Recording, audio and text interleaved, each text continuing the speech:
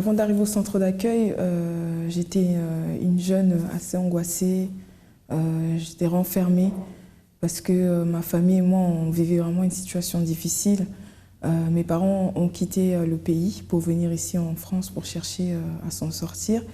Et donc nous, on était restés au pays avec mes sœurs en attendant qu'ils s'en sortent.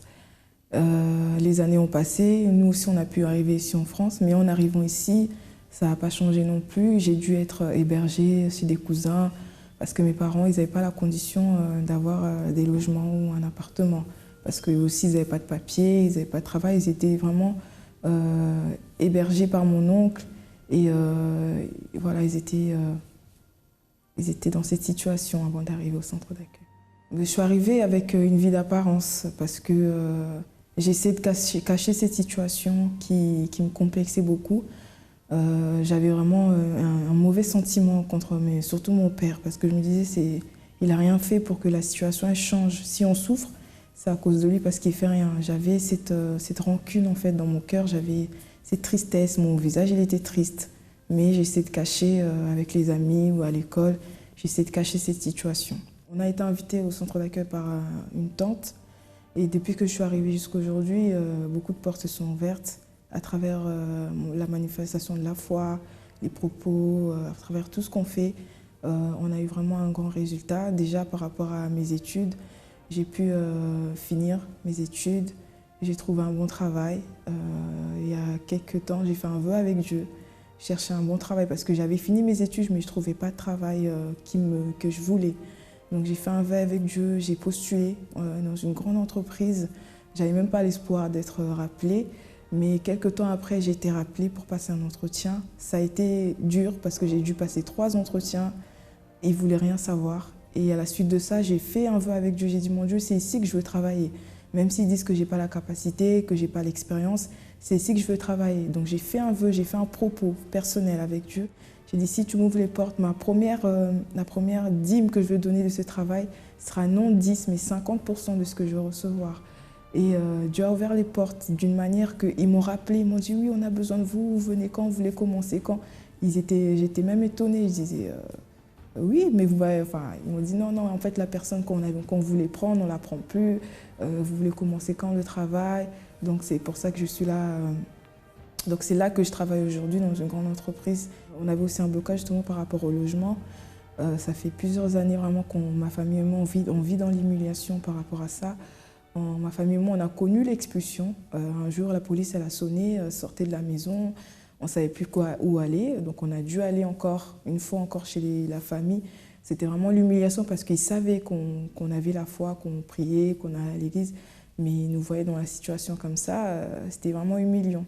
Et donc, j'ai fait la campagne d'Israël par rapport à ça. J'ai dit, mon Dieu, cette identité va changer. Parce que notre nom de famille était connu sous le nom d'humiliation, de misère, de pauvreté. Et quand j'ai fait la campagne là, la dernière campagne de Jacob, j'ai dit de la même manière que son nom a changé, mon nom aussi doit changer. Et donc j'ai déposé mon sacrifice sur l'autel. J'ai préparé mon sacrifice. Et plus la campagne avançait, plus la situation devenait vraiment difficile parce que l'humiliation devenait vraiment grave. Au point j'en pouvais plus, je disais non, c'est pas possible mon père, là il faut que ça change. C'est au tout ou rien. Donc j'ai préparé mon sacrifice, mais quelque chose me disait non, c'est pas ça le sacrifice. Tu peux encore faire quelque chose. J'ai dit d'accord, j'ai doublé mon sacrifice. Et même avant même que je dépose le sacrifice sur l'autel, j'avais déjà ma réponse par rapport à mon logement. Et quelques temps après, Dieu a ouvert la porte. J'ai eu mon appartement, un grand appartement. Même des fois quand je rentre, je n'arrive même pas à croire que c'est chez moi. Mes parents ont eu leur appartement à leur nom. Mes sœurs ont eu leur appartement. Et vraiment, Dieu a fait des merveilles par rapport à cette campagne d'Israël. Depuis qu'on est arrivé au centre d'accueil, vraiment, ça avait changé déjà. Je n'ai pas la haine contre mon père, au contraire, je prie pour lui tout le temps.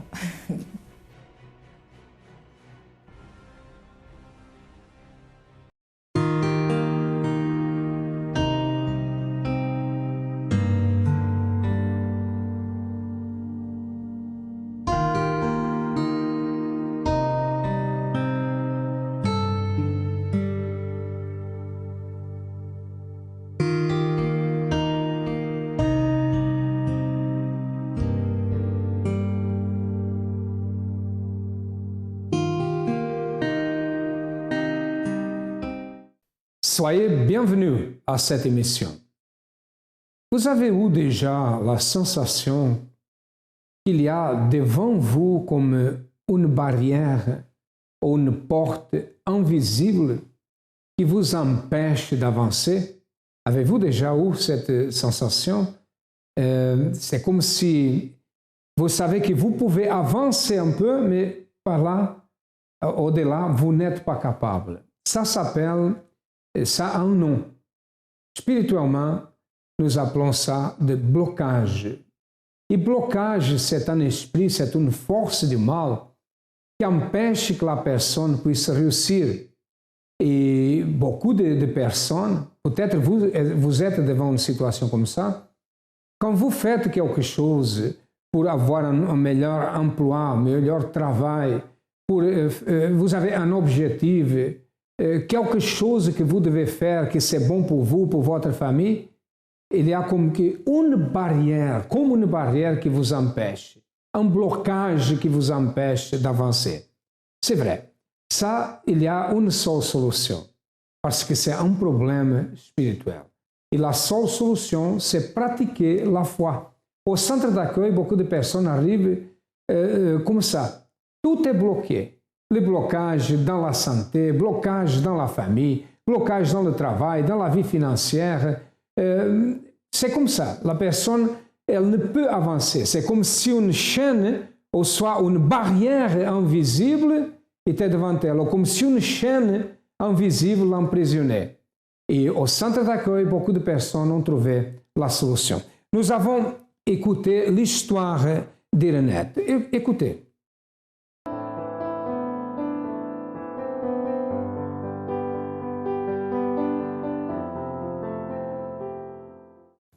Avant, j'étais une personne triste, avec beaucoup de rancune, avec des problèmes dans la famille, dans un peu de tout, avec les enfants, avec les frères et sœurs. Il y avait division entre nous. Je gardais rancune, je n'avais pas la paix en moi. Vraiment, je n'avais pas de direction pour ma vie. Je faisais du n'importe quoi. C'était la colère tout le temps. Dans mon couple, je voulais toujours commander. C'était moi.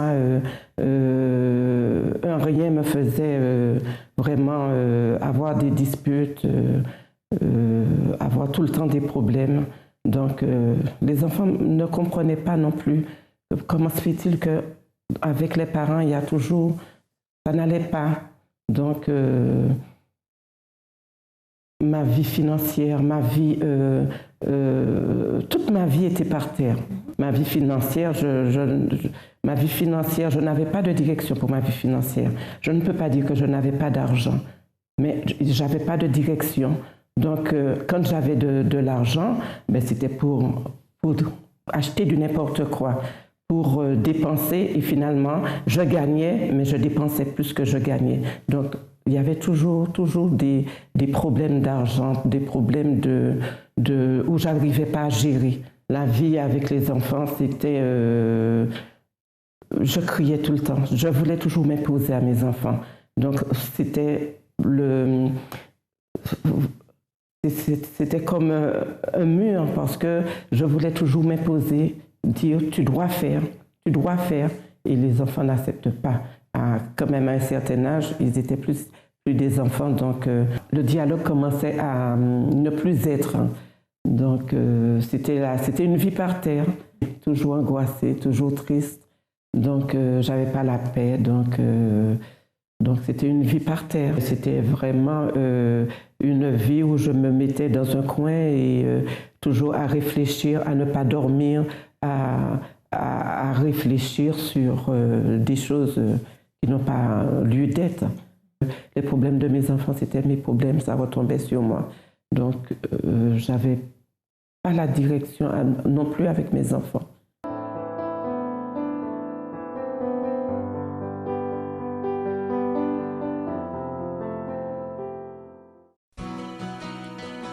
Venez visiter notre page Facebook CA Universel. Vous y retrouverez des des articles de motivation, les dates de nos événements, tous les liens utiles pour votre développement personnel.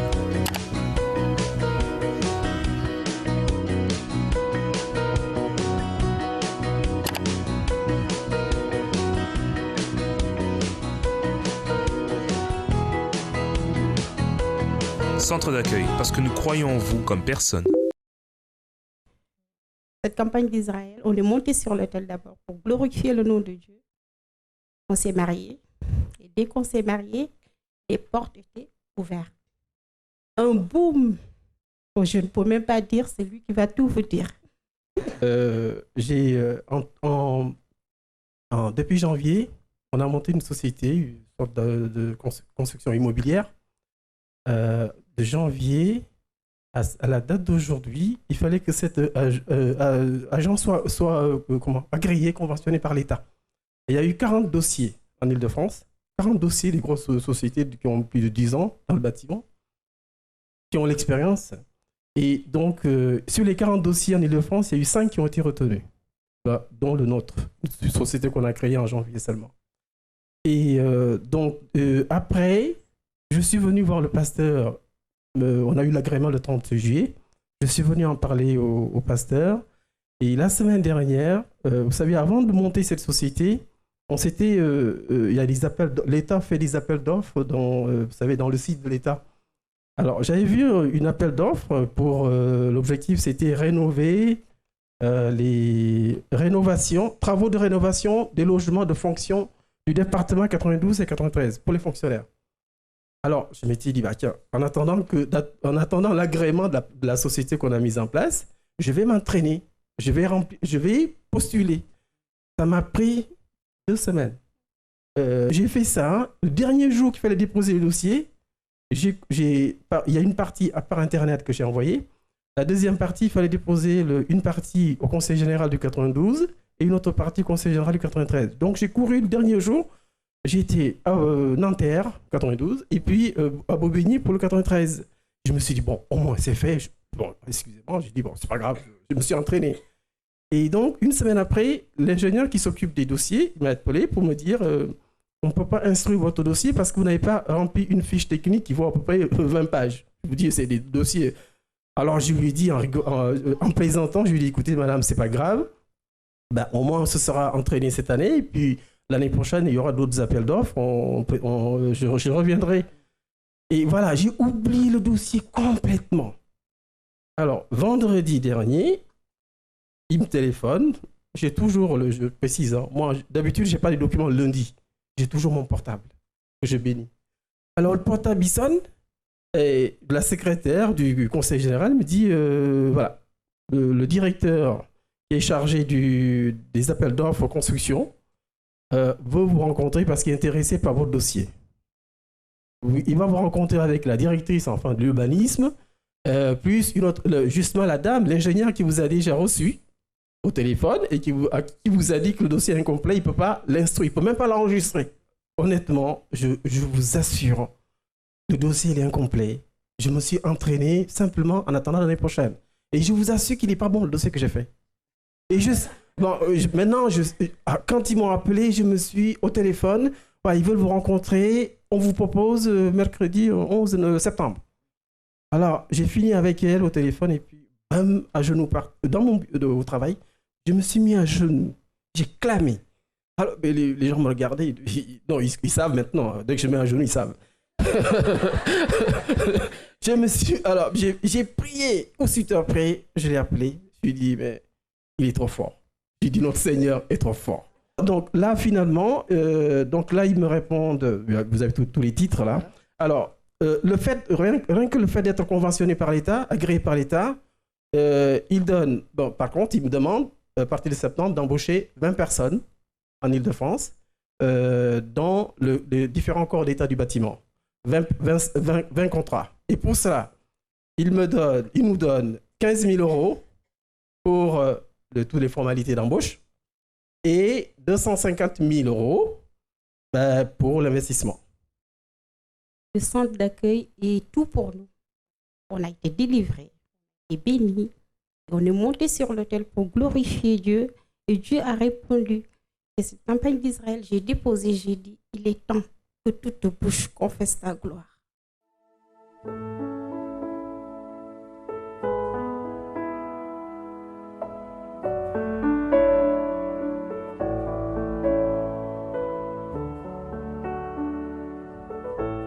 Elle était une personne triste, elle n'avait pas en elle. Elle avait des problèmes avec son mari, ses enfants, rancunière. Enfin, elle avait beaucoup de problèmes. Et elle avait d'autres problèmes qu'elle va nous raconter d'ici à quelques moments. Mais comment résoudre la situation d'Irenette? Qui pouvait l'aider? Vous savez qu'il a un problème, après il vient un autre problème, un autre problème, un autre problème. Il a un moment et c'est comme si une barrière était devant la personne, elle ne peut avancer. Quoi faire, mes amis? C'est pratiquer une foi intelligente. Si vous êtes dans une situation comme ça, vous savez déjà pourquoi votre vie n'avance pas. Et là, une question que normalement tout le monde pose, c'est pourquoi ça se passe avec moi? Je fais du bien, je fais le bien aux autres, j'aide les autres, pourquoi ces hostilités? Pourquoi ma vie n'avance pas? Ou peut-être, qu'est-ce que je fais à Dieu pour que Dieu fasse ça? Je veux vous dire une chose, Dieu ne fait pas ça. Dieu ne fait pas que la personne vit dans la souffrance. Le contraire, il veut aider. Mais il a une autre entité qui fait ça. Il faut que la personne soit délivrée. Écoutez ce qu'Irenette va nous dire.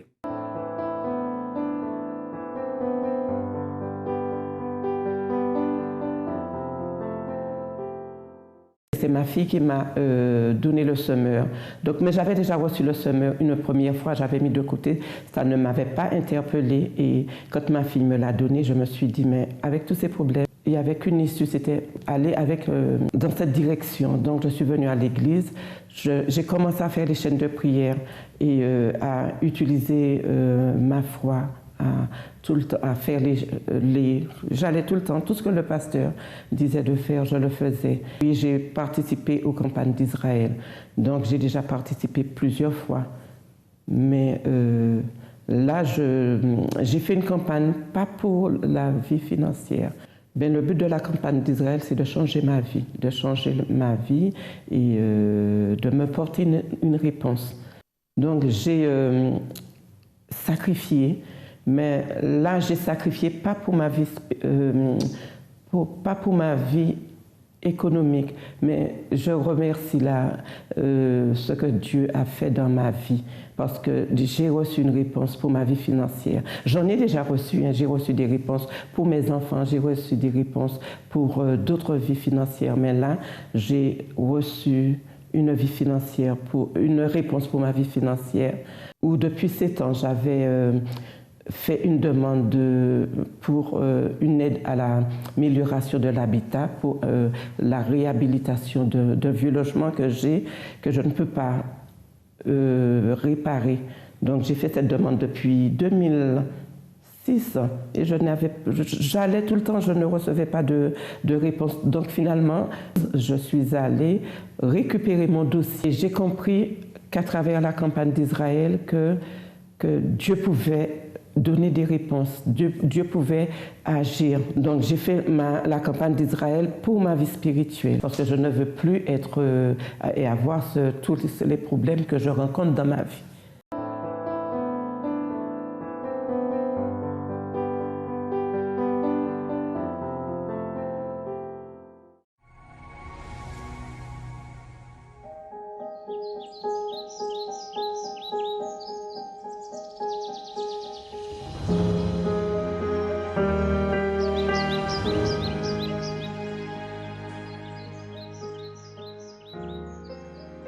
Ce qui m'a attiré plus l'attention, en fait, c'est que quand je suis arrivé, c'est qu'on m'a tendu tout de suite en fait la main.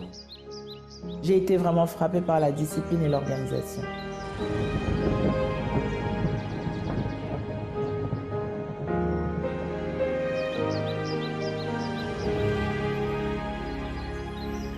Mon premier dimanche à l'église, je me suis sentie vraiment en sécurité. C'était différent de tout ce que j'avais vu auparavant, en fait.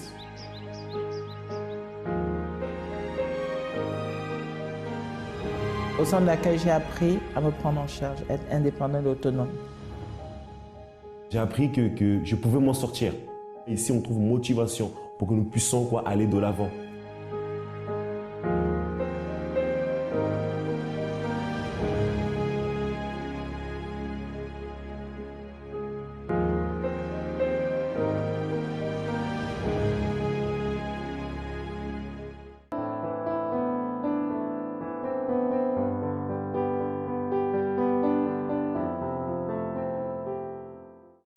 À travers les campagnes d'Israël que j'ai faites, j'ai eu pour ma famille, j'ai eu pour ma fille, une de mes filles qui était restée pendant plus d'1 an après être partie faire ses études en Belgique. Elle était restée pendant longtemps avec des problèmes.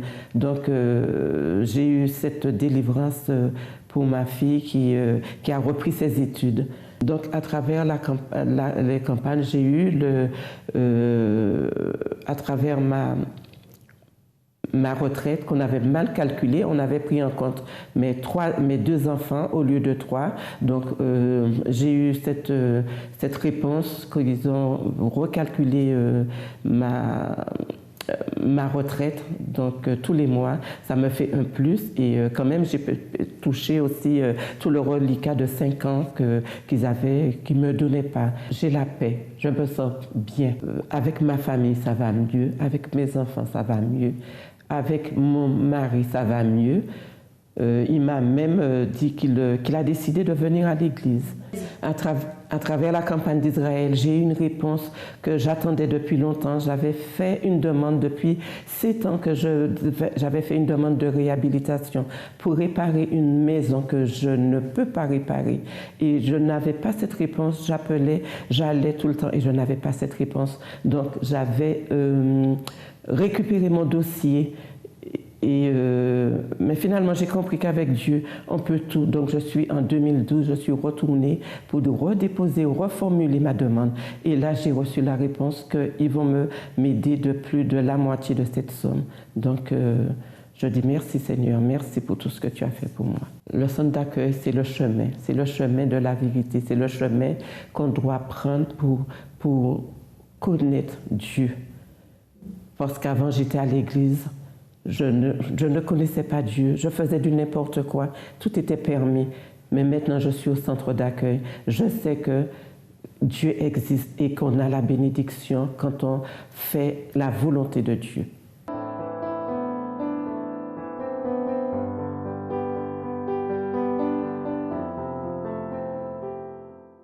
Un argent qui était bloqué pendant 5 ans, sa vie financière ne marchait pas. Blocage, nous parlons de blocage.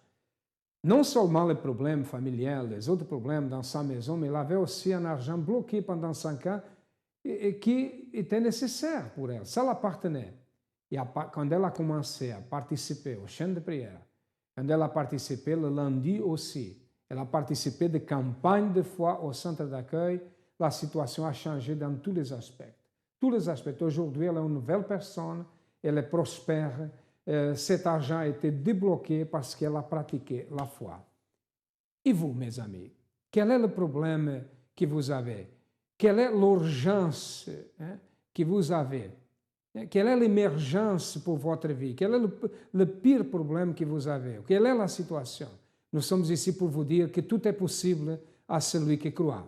Si vous voulez, cette barrière va tomber. Nous sommes là pour vous aider. Nous sommes situés au 254 de la rue du Faubourg Saint-Martin, au 10e à Paris, ici en France. Nous avons d'autres centres d'accueil. Si vous avez besoin de notre aide, sachez que nous sommes là. À demain et que Dieu vous bénisse à tous abondamment.